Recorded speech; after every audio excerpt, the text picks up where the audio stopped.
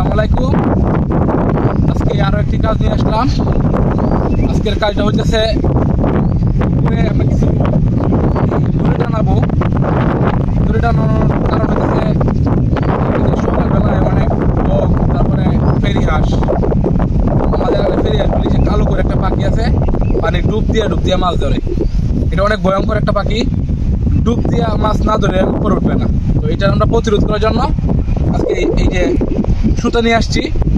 এটা প্রতিটা এই গাছে গাছে সুতা টানে দিব, আর সুতার মাঝখানে দিব সেটা এই পলিথিন, যেন এই যে একটা শব্দ হয় বাতাসে উঠবে।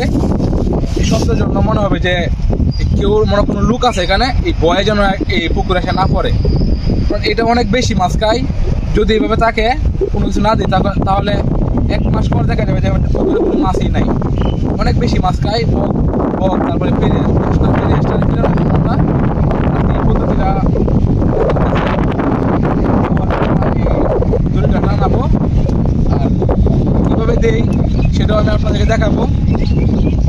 আজকে আমাদের ভিডিওটা এটা নিয়ে হবে যে আমরা কীভাবে এই পুকুরে এই দড়িটা লাগাই সেটাই দেখাবো।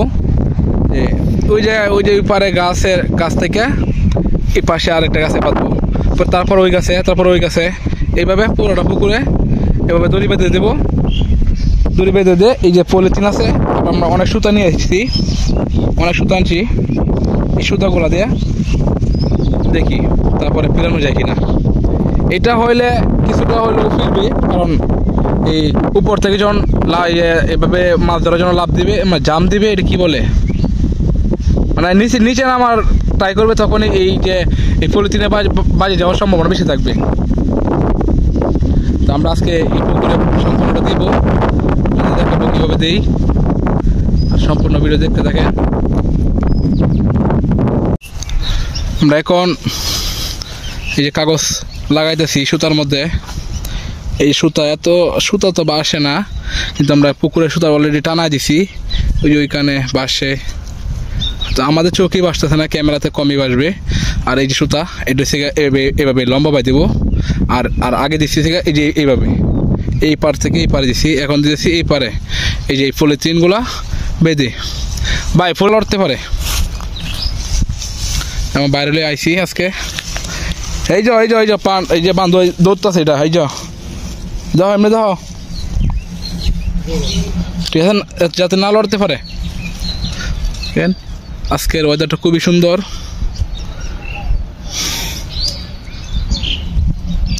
আমরা এভাবে বানবো, প্রতিটি গাছে গাছে দেবো, বান দেবো এভাবে, তারপর দেখাবো কেমন দেখা যায়। আসলে কি সিলের হাত থেকে আমরা মাছ কি রক্ষা করতে পারবো কিনা দেখি। এটা লাগানোর পরেই বোঝা যাবে যে এটা কতটুকু কার্যকারিতা করবে। আমরা দেখি এখন কেমন দেখা যাবে, নমুনাটা দেখাই। এই যে এমন দেখা যাবে, ধরো টান দিচ্ছি, ধরো।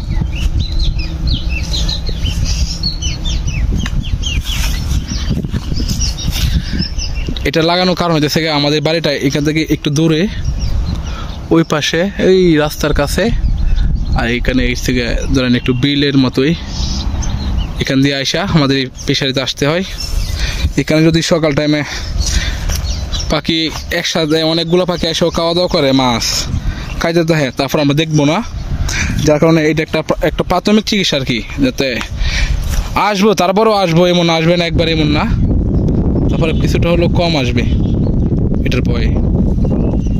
হ্যাঁ ভাই, এইভাবে দিলে তাহলে লড়তো না। এটা একটাই নাকি, একটা গিরে দিয়েছ? আচ্ছা ঠিক আছে, আলহামদুলিল্লাহ আমাদের কাজ প্রায় শেষের পথে। যে এই যে একটা আছে, এটা দিলে শেষ। এটা বাঁধতেছে, বাঁধা হলেই শেষ। দেখেন এমন এই যে সিস্টেমটা এমন হয়েছে, যে বাতাসে উঠতেছে, আর দূর থেকে আরো ভালো দেখা যায়, মানে দেখা যায় ফিশের উপর কি কোনো একটা কিছু দিয়ে রাখছি, এমন একটা অবস্থা হয়েছে। আচ্ছা, আশাবাদী যে এখন আর বক, শিল, তারপরে ফেরিয়া সেগুলো আসবে না, কারণ এটা দেখলে কিছুটা হয়তো ভয় পাইব।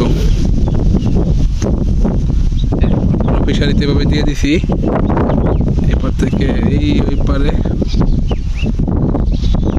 এই যে একটা বান্ধ আছে, এইটা বাঁধলেই শেষ। আর এই যে এইদিকে মানুষের শালক টুকাই যাচ্ছে।